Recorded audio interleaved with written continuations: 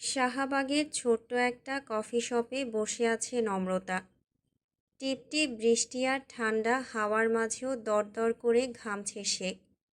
গায়ে থাকা গাঢ় নীল ওড়না দিয়ে কপাল আর গলার ঘাম মুছল নম্রতা। শুকিয়ে আসা খড়খড়ে ঠোঁটটা জিহ্বা দিয়ে বার কয়েক ভিজিয়ে নিয়ে কফি শপের দরজার দিকে তাকালো। দৃষ্টি ফিরিয়ে অস্থির চোখে হাতে থাকা ঘড়িটির দিকে তাকালো নম্রতা। বাম হাতে থাকা ছোট্ট ডায়ালের ঘড়িটি জানান দিচ্ছে এখন শেষ বিকেল। কিছুক্ষণ পরই আসরের আজান পড়বে। নম্রতার অস্থিরতা বাড়তে লাগল। নিশাদের নাম্বারটা তৃতীয়বারের মতো ডায়াল করল সে। কল রিসিভ হলো না। 2 মিনিটের মাথায় কফি শপের স্বচ্ছ কাচের ওপাশে লম্বা ফর্সা দেখতে এক যুবককে দেখা গেল।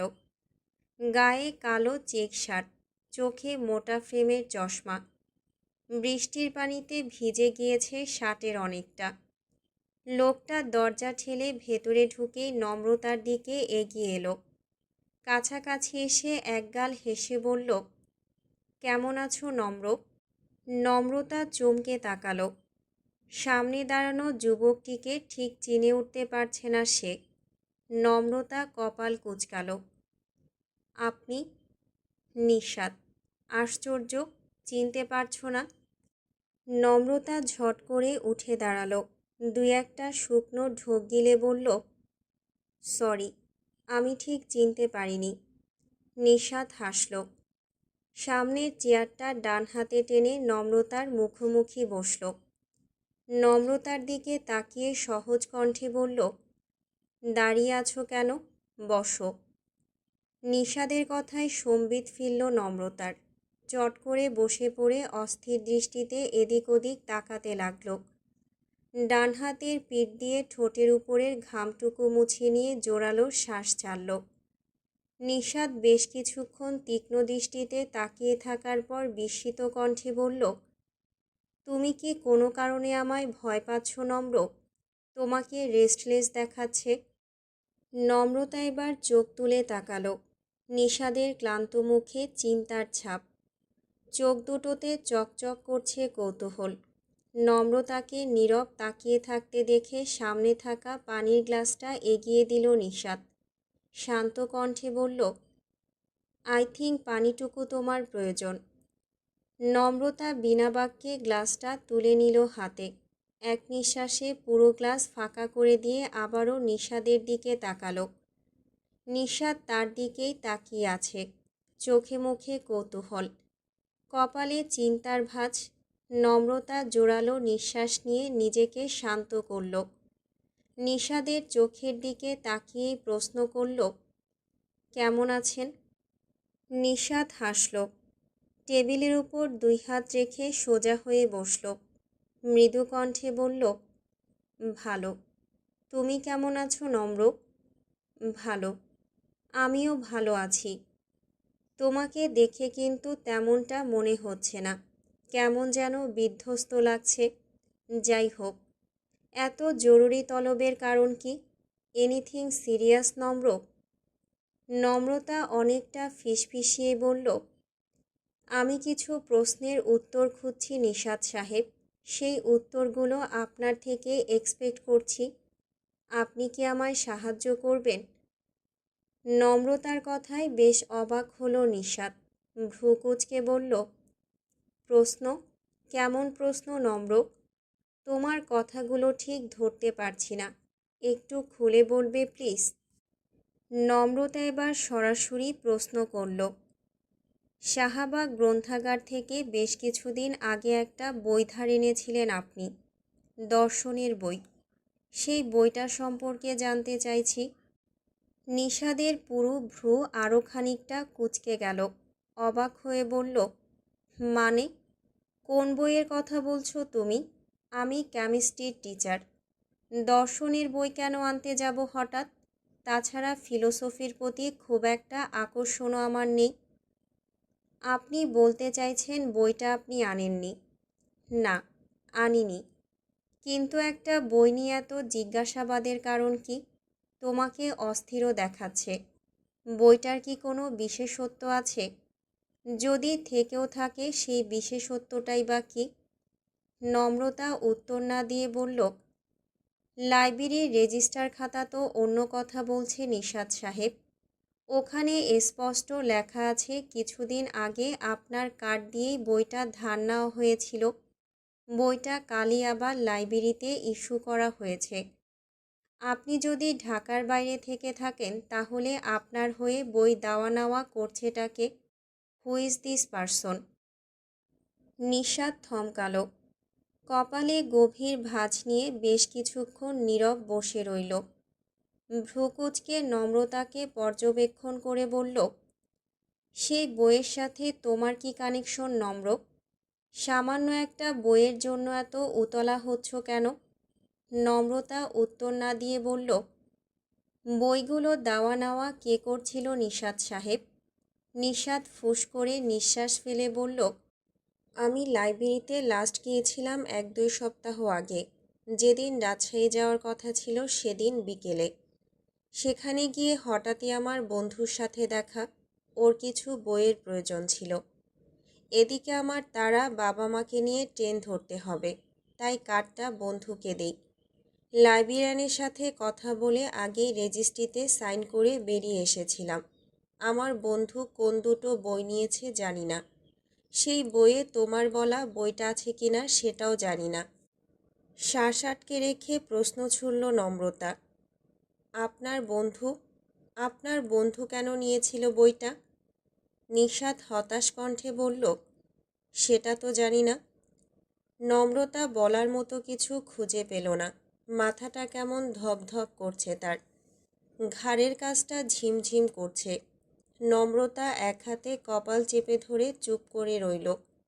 নম্রতার ফ্যাকাশে মুখের দিকে তাকিয়ে ভয়ার্ত কণ্ঠে প্রশ্ন করল নিশাত, তুমি ঠিক আছো?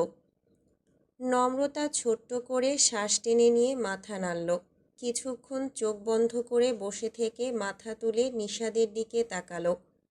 কপাল কুঁচকে বলল, আপনি বলতে চাচ্ছেন বইটার সাথে আপনার কোনো সম্পর্ক নেই? আমি প্রথম থেকে এমনটাই বলছি নম্র। তাহলে আপনি আমাকে জানেন কিভাবে? আপনার কথাবার্তা শুনে তো মনে হয় আপনি আমার পূর্ব পরিচিত। কিন্তু কিভাবে?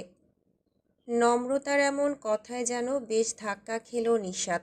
অবিশ্বাস্য কণ্ঠে বলল, তুমি আমাকে এখনো চিনতে পারোনি?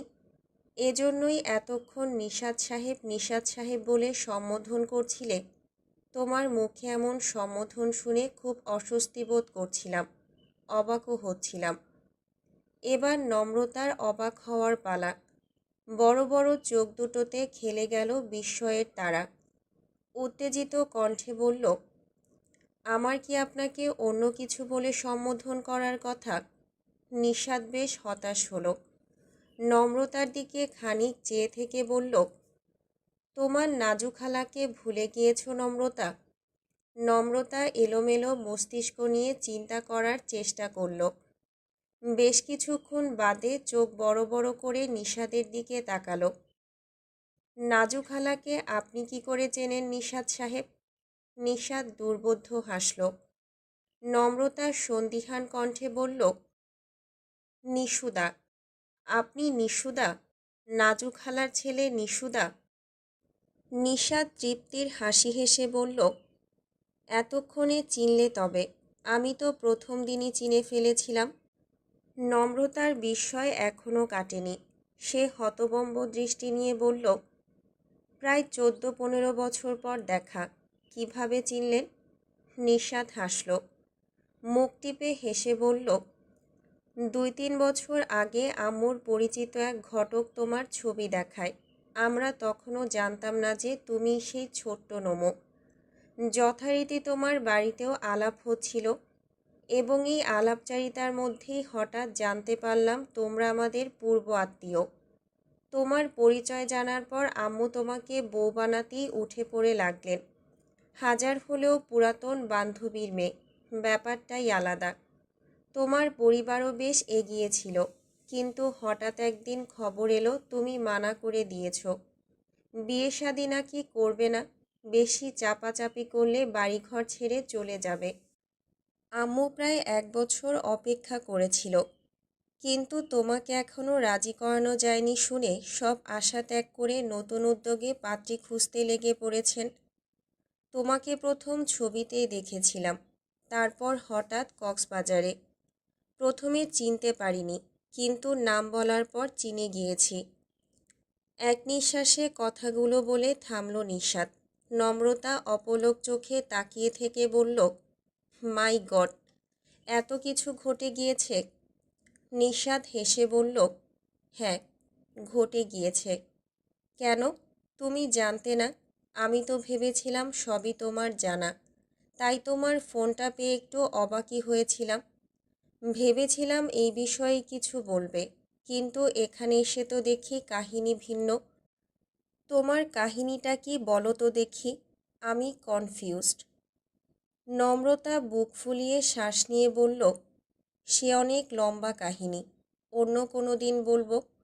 আচ্ছা, আপনার যে বন্ধুটা লাইব্রেরি কার্ডটা ইউজ করেছিল তার নামের প্রথম অক্ষর কি ন? নিশাত কপাল কুঁচকে বলল, না তো। নম্রতার আশাভঙ্গ হলো। দুর্বল কণ্ঠে বলল, কি করেন উনি? ভার্সিটির টিচার টাইপ কিছু? নিশাত নম্রতার অসহায় মুখটির দিকে তাকিয়ে উত্তর দিল, হ্যাঁ, টিচার বলা যেতেই পারে। আর আমার যতটুকু ধারণা তুমিও তাকে চেনো। নম্রতা আঁতকে উঠে বলল, আমি চিনি। হ্যাঁ, আরফানকে মনে আছে? কক্সবাজারে যার সাথে ঝামেলা হলো তোমার? নম্রতার পুরো পৃথিবী দুলে উঠল। গলার কাছে আটকে আসতে লাগলো নিঃশ্বাস। আরফান? আরফান নিয়েছিল বইটা? কিন্তু কেন? নম্রতার চোখ দুটো ঝাপসা হয়ে এলো। চোখের সামনে নেমে এলো রাজ্যের অন্ধকার। কানের কাছে ভেসে এলো আতঙ্কিত কণ্ঠস্বর। নম্র, এই নম্র, আর ইউ ওকে? নম্র। নম্রতা চোখ খোলার বৃথা চেষ্টা করে অনেকটা ফিসফিসিয়ে বলল, ডক্টর আরফানের বোনের নাম কি নিদ্রা? ভার্সিটি থেকে ফিরে এসেই লম্বা ঘুম দিয়েছিল নীরা। প্রচণ্ড মন খারাপের দিনগুলো ঘুমিয়েই পার করে দেয় সে। খালি পেটে দীর্ঘ সময় ঘুমিয়ে থাকলে কেমন মাতাল মাতাল ভাব চলে আসে শরীরে। শিরায় শিরায় তৈরি হয় অদ্ভুত ঝিমঝিমানি। নীরার ধারণা ধমনীর এই ঝিমঝিম ভাব তার মন খারাপগুলোকে ভুলিয়ে রাখে। তখন শারীরিক কষ্টগুলো মানসিক কষ্টগুলোকে খুব একটা পাত্তা দেয় না, দিতে চায় না। এইচএসসি পরীক্ষার পর যখন হুট করেই বাবা মারা গেলেন, সেই দিনই মাতাল মাতাল থিওরিটা ধরতে পেরেছিল নীরা। শরীরকে কষ্ট দিলে যে মনকে ভুলিয়ে রাখা যায়, সেই শিক্ষাটা সেসব দুঃখী দিনগুলো থেকেই পাওয়া। নীরা টালমাটাল পায়ে ওয়াশরুমে গেল। ঘণ্টাময় শাওয়ারের নিচে দাঁড়িয়ে থেকে ভাবতে লাগলো তার সংগ্রামী জীবনের কণ্টকপূর্ণ পথটার কথা। এই নীরার নীরা হয়ে ওঠার গল্পটা কি আদৌ খুব সহজ ছিল? এইচএসসি পরীক্ষার পর বাবা যখন হুট করেই মারা গেলেন, নীরা তখন বুঝে গিয়েছিল জীবনের সংগ্রামময় অধ্যায়ের কথা, টিকে থাকার লড়াইয়ের কথা। সরকারি অফিসের খুব সাধারণ একটা কর্মচারী ছিলেন বাবা। মাসিক বেতন কতই বা হতো তার। তবুও নীরা জানত বাবা আছেন। বাবার দীর্ঘ পরিশ্রমের গল্প জানে না নীরা। শুধু জানে বাবা তাদের ইচ্ছেগুলো নরম পদ্মের মতো আগলে রাখতেন, পূরণ করতেন। চারপাশের জীবনটাকে রূপকথার মতোই সাজিয়ে তুলেছিলেন বাবা। রূপকথার সেই দেয়ালে সত্যিকারের দুঃখগুলো, সংগ্রামগুলো চোখ মেলে দেখার সুযোগই হয়নি নীরার। নতুন উড়তে শেখা পাখির মতো ডানা মেলে উড়ে বেরিয়েছে রঙিন দুনিয়ায়। বাবার মৃত্যুতে হঠাৎই খসে পড়ল সেই দেয়াল। 3 সন্তান নিয়ে স্বামী সম্বলহীন মা পড়লেন অথই জলে। নীরার ভাই তখন অনার্স ফাইনাল ইয়ারের ছাত্র। ছোট বোনটা এসএসসি পরীক্ষার্থী। সংসারের টাকা জোগাড় করার মতো মানুষ তখন এক ভাইয়াই ছিল। সেই ভাইও কাজকর্মহীন, বেকার। পড়াশোনা শেষ হয়নি। অনার্সের সার্টিফিকেট পর্যন্ত হাতে জোটেনি। এই কঠিন দুনিয়ায় ডিগ্রিবিহীন ছেলের চাকরি পাওয়াটা কি খুবই সহজ? নীরা বুঝেছিল, সহজ নয়। এই অন্ধকার দুনিয়ায় ফ্রিতে এক গ্লাস পানি পেয়ে যাওয়াটাও সহজ ব্যাপার নয়। প্রথম প্রথম খুব একটা সমস্যা না হলেও মাস দুয়েকের মাঝেই পৃথিবীর উৎকট রঙহীন জীবনটা কড়া নাড়ল দরজায়। বাবার পেনশনের টাকা ছিল মাসিক মাত্র ৮,০০০ টাকা। কাগজপত্রের কিছু ঝামেলায় সেই টাকা হাতে পেতেও আরও ৭-৮ মাসের ব্যাপার। বাবার রেখে যাওয়া কিছু ঋণ। অফিসে পেনশনের জন্য দৌড়াদৌড়িতে হাতে থাকা জমানো টাকাগুলো চোখের পলকে বেরিয়ে গেল। ভাড়া বাসায় বাড়ি ভাড়ার জন্য তাগাদা পড়তে লাগল। সহায় সম্বলহীন মানুষের ঢাকা শহরে ভদ্র এলাকায় বাসা ভাড়া নিয়ে থাকাটা নিতান্তই বিলাসিতা মনে হয়েছিল তখন। চাচা মামাদের থেকে ধারটা নিয়ে বাসা ভাড়াটা কোনো রকম পরিশোধ করেই ঢাকার বাসাটা ছেড়ে দিলেন মা। ৩ সন্তানকে নিয়ে ছুটলেন গ্রামের বাড়ি, কিন্তু সেখানেও বাধল ঝামেলা। মুখোশধারী সহোদররা এবার মুখোশ খুলল। বাবার অবর্তমানে ভাইয়ের ছেলেমেয়েদের প্রতি বিন্দুমাত্র দায়িত্ব দেখালেন না তারা। উপরন্তু অধিকার হরণের চেষ্টা করে গেলেন একের পর এক। বাবা যে দুনিয়াটা দেখিয়ে গিয়েছিলেন সেই দুনিয়ার বাহিরে এসে গোটা পরিবার যেন দিশেহারা হয়ে পড়ল। কি অসহায়, কি যন্ত্রণাময় কেটেছিল সেই রাতগুলো। এমন একটা অবস্থা এসে দাঁড়ালো যে ভাইয়ের সেমিস্টার ফি দেওয়ার সামর্থ্যটা পর্যন্ত রইল না। ছোট বোনের ফর্ম ফিল আপের টাকা দিত যেখানে নাভিশ্বাস উঠে যাওয়ার উপক্রম, সেখানে নীরার ভর্তি পরীক্ষাটা ছিল আলাদা আতঙ্ক। কোনো ভর্তি কোচিং তো দূর, একটা অ্যাডমিশন গাইড কেনার সুযোগও হলো না নীরার। শেষমেশ ভাইয়ের সেমিস্টার ফাইনাল দেওয়া হলো না। ভাইয়া এখান সেখান থেকে ধার দেনা নিয়ে ছোট বোন ইরার ফর্ম ফিল আপের টাকা জোগাড় করলেও নিজের সেমিস্টার ফি জোগাড় করতে পারলেন না। গ্রামে ভিটেমাটি সহ বিঘাখানিক জমি জমা যে ছিল না তা নয়, কিন্তু অত দ্রুত দুনিয়া সম্পর্কে অপরিপক্ক পরিবারের পক্ষে জায়গা জমি বিক্রির সিদ্ধান্ত নেওয়াটাও হয়ে উঠছিল না। দিন দুনিয়া সম্পর্কে অচেতন নীরা সেদিন উপলব্ধি করল তার পড়াশোনা বন্ধ হওয়ার পথে। তার হাজারো স্বপ্ন অন্ধকার পৃথিবীর নিষ্ঠুর থাবায় ক্রমেই বিলীন হওয়ার পথে। মা তখন দিকবিদিক পাত্র খুঁজে বেড়াচ্ছেন। নীরাকে বিয়ে দিলে পরিবারের একটা সদস্য তো অন্তত কমবে, একজনের খাওয়া পড়ার খরচ কমবে। নীরা এমনও দিন কাটিয়েছে যেদিন সস্তা মুদি দোকানদার থেকেও বিয়ের ঘর এসেছে। এসেছে গ্রামের অশিক্ষিত নেশাখোরদের থেকে প্রস্তাব। মা রাতভর জায়নামাজে বসে কেঁদেছেন। বাবার ভাইদের অশ্রাব্য গালিতে দোর বন্ধ করে বসে থাকতে হয়েছে। ভাইয়া তখন ঢাকায় থেকে টিউশনি করায়। পরীক্ষা দিতে না পারায় সে নিজেই তখন ডিপ্রেসড। নীরা তখন থেকে শক্ত হতে শুরু করে। সিদ্ধান্ত নেয় সে পড়বে, যেভাবেই হোক পড়াশোনাটা আপাতত শেষ করবে। ভাইকে ফোন করে জানায় সে ঢাকা যেতে চায়। গ্রামে টিউশনি পাওয়া মুশকিল। শহরে থাকলে কি একটাও টিউশনি জুটবে না তার? কিন্তু দুইজন মানুষের ঢাকায় থাকার মতো সামান্য খরচাও তাদের ছিল না। ভাইয়া বুঝালো, গ্রামের সরকারি কলেজে ভর্তি হয়ে যা, কষ্ট হলেও টাকা জোগাড়ের চেষ্টা আমি করব। আর কিছুদিন পর তো বাবার পেনশনের টাকা পাচ্ছি। ভার্সিটিতে ফর্ম তুলতে যে কারি কারি টাকা লাগবে সেই টাকা কোথায় পাবো আমরা বোন? নীরা কি ভীষণ কেঁদেছিল সেদিন। চোখের পলকে ভাগ্য পরিবর্তনের খেলা দেখে বিস্মিত হয়েছিল। ঠিক তখনই দেবদূতের মতো এলো নম্রতা। নিজের বাবাকে ম্যানেজ করে 1 মাসের জন্য নীরাকে নিয়ে গেল নিজের বাসায়। নীরা যেন এবার একটু আশা ফিরে পেল। গভীর সমুদ্রে জুটে গেল একটুখানি ঠাই। সেই সাথে জুটল নিজের জন্য যুদ্ধে নামার শেষ সুযোগ। সেদিন নম্রতাই ছিল তার একমাত্র সাপোর্ট। কোচিংয়ে ভর্তি হতে না পারলেও নম্রতার নোট, শিট, গাইড দিয়েই পড়াশোনা চালিয়ে গেল নীরা। নম্রতার পরিচিত আন্টির নার্সারি পড়ুয়া বাচ্চার টিউশনিও জুটিয়ে দেওয়া হলো তাকে। মাসিক 1,000 টাকা বেতন। নীরা তাতেই ছিল মহা খুশি। অ্যাডমিশনের একটা মাস রাত দিন অন্ধকার করে পড়াশোনা করেছে নীরা। টিউশনির সময়টুকু ছাড়া এক মুহূর্ত বই ছাড়েনি সে। কখনো কখনো সারাদিনে শুধু একবার খাবার মুখে নিয়েছে, কখনো কখনো খাইনি।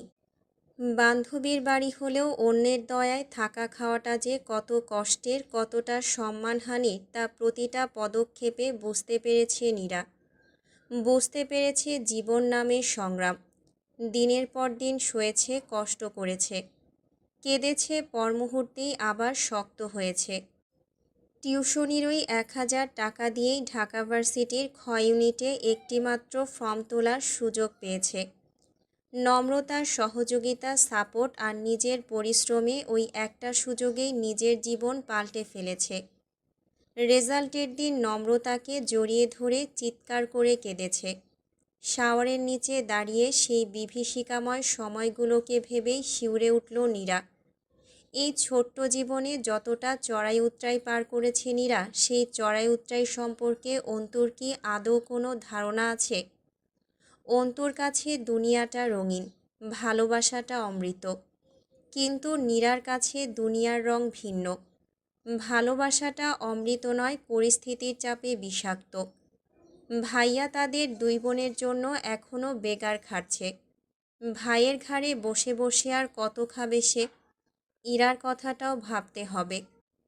ভাইয়া, মা, ওদের কথাই বা কিভাবে ভুলবে নীরা? একটু শান্তি কি ভাইয়ারও প্রাপ্য নয়? তার কি কোনো ভালোবাসা নেই? সবারই একটা গল্প থাকে। গাধার মতো খেটে যাওয়া নীরার ভাইটার কি কোনো গল্প নেই? সুখ বা দীর্ঘশ্বাসের গল্প? নীরা দীর্ঘশ্বাস ফেলে চোখ বুজল। মাথাটা ঝিমঝিম করছে। কিছুক্ষণ চুপচাপ দাঁড়িয়ে থেকে হঠাৎই চোখ খুলল নীরা। শক্ত হতে হবে তাকে, অনেক শক্ত। আচ্ছা, ব্যাংকারের সাথে তার বিয়েটা কতটুকু এগোলো? মাকে জিজ্ঞেস করতে হবে। নীরা তাড়াহুড়ো করে গোসল শেষ করে। মনে প্রাণে ভুলে যেতে চায় অন্তু নামে কেউ একজন তাকে পাগলের মতো ভালোবাসে। হাসপাতালের লম্বা করিডোরে পায়চারি করছে নম্রতা। বাইরে সন্ধ্যা নেমেছে। রাস্তার ধারে ল্যাম্পপোস্টগুলো জ্বলে উঠেছে প্রায় ঘণ্টাখানেক আগে। অ্যাম্বুলেন্সের সাইরেন, ডাক্তার, রোগীর আহাজারি সব কিছু ছাপিয়েই ধূপধাপ ছুটে চলেছে নম্রতার হৃদস্পন্দন। হাতে থাকা মুঠোফোনটা বারবারই কেঁপে কেঁপে উঠছে। দুই একবার বিরক্তি নিয়ে কল কেটে দিল, এবার রিসিভ করল নম্রতা। ফোনটা কানে নিয়ে বলল, বল। ওপাশ থেকে উদ্বেগী কণ্ঠে ভেসে এলো, বল মানে? কই তুই? সময় দেখেছিস? 7:30 বাজতে চলল। একটু পরেই হলের গেট বন্ধ হয়ে যাবে, অথচ তোর খবর নেই। নম্রতা উত্তেজনা চেপে বিড়বিড় করে বলল, আমার হাত পা কাঁপছে নীরু। কখনো ভীষণ রাগ লাগছে, কখনো সব কিছু ছিন্ন ভিন্ন করে ফেলতে ইচ্ছে করছে। আমি বোধহয় পাগল হয়ে যাচ্ছি রে নীরু। নীরা আঁতকে উঠে বলল, কি বলছিস? কোথায় আছিস এখন? আসবো আমি? নীরার কথায় সম্বিত ফিরে পেল নম্রতা। ব্যস্ত হয়ে বলল, আমি ঠিক আছি, ফিরে এসে সব বলছি। তুই টেনশন নিস না, রাখছি। নীরাকে প্রত্যুত্তরে কিছু বলার সুযোগ না দিয়েই ফোন কাটল নম্রতা। অস্থির ভঙ্গিতে মুখের ঘাম মুছল। আরফানের অ্যাসিস্ট্যান্টকে তৃতীয়বারের মতো জিজ্ঞেস করল, স্যার কেবিন থেকে বেরুবেন কখন? উনি না বেরুলে আমায় ঢুকতে দিন, ভীষণ প্রয়োজন। অ্যাসিস্ট্যান্ট মাত্রাতিরিক্ত বিরক্ত হয়ে বলল, স্যার একটু আগেই চেম্বারে ঢুকেছে, এখন আর বেরুবে না, আর আপনাকে ঢুকতে দেওয়া মানা আছে। আপনি অন্য ডাক্তার দেখান ম্যাডাম। নম্রতা জোরালো শ্বাস ফেলল। এই অস্থিরতা নিয়ে টানা অপেক্ষা করার পর এমন কথায় মেজাজ চটে যাচ্ছে তার। নম্রতা তর্ক না করে পাশের চেয়ারটাতে বসল। দুই হাতে কপাল চেপে চোখ বুজল। ক্লান্তিতে শরীরটা ছেয়ে আছে তার। পেটের বাম পাশটায় মোচড় দিয়ে উঠতেই খেয়াল হলো দুপুর থেকে কিচ্ছুটি খাওয়া হয়নি তার। নম্রতার ভাবনার মাঝে চেম্বারের দরজা খুলে বেরিয়ে এলো আরফান, হাতে স্টেথোস্কোপ। উদ্বিগ্ন গম্ভীর চোখজোড়া ঘড়ির দিকে নিবদ্ধ। কুঁচকে থাকা ভ্রুজোড়াতে রাজ্যের বিরক্তি। নম্রতা উঠে দাঁড়ালো। নীল শার্ট পরিহিত ফর্মাল যুবকটির দিকে একদৃষ্টিতে তাকিয়ে আছে সে। নতুন করে দেখছে, বোঝার চেষ্টা করছে। আরফান বিরক্ত চোখজোড়া তুলে অ্যাসিস্ট্যান্টের দিকে তাকালো। গম্ভীর কণ্ঠে বলল, টেবিলের উপর লাল রঙের একটা ফাইল আছে, আমি রাউন্ডে যাচ্ছি। মুহিব স্যার খোঁজ নিলে ফাইলটা ওনাকে দিও সাইদ।